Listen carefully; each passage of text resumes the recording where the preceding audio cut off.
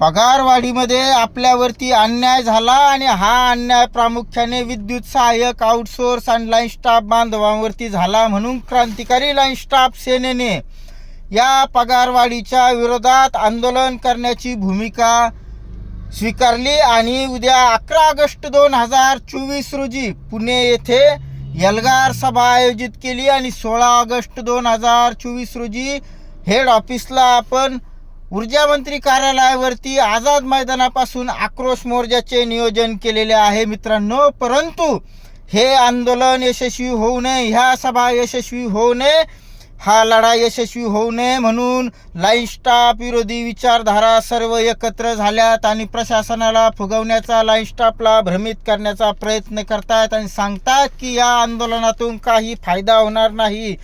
जे कोणी line staff असा विचार करत असेल त्यांचं ऐकून तर त्यांना मला सांगायचं आहे, 2014ला आम्ही विद्युत सहाय्यक म्हणून आलो तर आम्हाला कळलं लाईन स्टाफचं नेतृत्व महावितरणमध्ये नाही आहे, म्हणून आम्ही 2015ला चळवळ उभी केली. 2017पर्यंत चळवळ चालू राहिली. लाईन स्टाफची युनियन स्वतंत्रपणे स्थापन झाली, कच्चं पक्क नेतृत्व आलं आणि त्याच्यामध्ये पत्रव्यवहार होऊन वेगवेगळे आंदोलनं झाले आणि त्या आंदोलनाच्या माध्यमातून ऊर्जा मंत्री कार्यालयापर्यंत चंद्रशेखर बावनकुळे साहेबांपर्यंत आपला विषय गेला आणि त्यांनी थोडं गांभीर्य दाखवत आपल्याला मागच्या पगारवाढीमध्ये फुल नाही फुलाची पाकळी म्हणून 500 रुपये वाढून दिले, ते बेसिकमध्ये द्यायचे म्हणून कबूल केलं. परंतु जे भ्रमित करणारे लाईन स्टाफ विरोधी लोक ते म्हणले का नाही बेसिकमध्ये देऊ नका, बाहेर द्या, नाही तर मग सगळ्याला द्यावं लागते. मग त्यावेळेस असा विषय झाला, ते आडप्पेमध्ये आले. मित्रांनो, हा आहे आपल्या चळवळीचा फायदा. 2018ला आपण आंदोलन केलं तर आमच्यावरचा ओव्हरलोड कमी करा, भरती करा. 2019ला लगेच भरती काढली. 2000 त्याच्यानंतर मित्रांनो मग आपले प्रश्न पेंडिंग राहिले. 8 तास duty, petrol allowance, over time असे प्रश्न पेंडिंग राहिले. म्हणून मागच्या वेळेस लाईन स्टाफ बचाव कृती समितीच्या माध्यमातून आपण आंदोलन सुरू केले आणि त्या आंदोलनाची धग पुन्हा हेड ऑफिसपर्यंत, ऊर्जा मंत्री कार्यालयापर्यंत आपण नेऊन घातली. आणि आता आपली डिमांड जी होती 20 लिटर पेट्रोल द्या, आम्हाला क्लास 3 पे स्केल द्या, तर त्याच्यातलं मित्रांनो विरोधकांच्या विरोधामुळे, आपल्याला भ्रमित करणाऱ्या लोकांमुळे आपल्याला जे 20 लिटर पेट्रोल मिळायचं ते 5 वरून 8 लिटर झालं. जे आपल्याला बेसिकमध्ये पे स्केल आता वाढून मिळायला पाहिजे होते, तर ऊर्जा मंत्री साहेबांनी मागच्या एक बाईटमध्ये लाईन स्टाफला स्वतंत्र देण्याची भूमिका घेतली. विरोधकांच्या विरोधकामुळे आपल्याला फक्त त्या 500 रुपयाला 500 रुपये वाढून दिले. मित्रांनो, लाईनमन लोक नाराज केले होते, यांनी लाईनमन लोक भ्रमित केले. त्या लोकांना ह्या चळवळीमुळे आता ते 1000 रुपये पूर्वी भेटत नव्हते, फक्त टेक्निशियन, सिनियर टेक्निशियनला मिळायचे, ते 1000 रुपये आता लाईनमनला मिळायला लागले.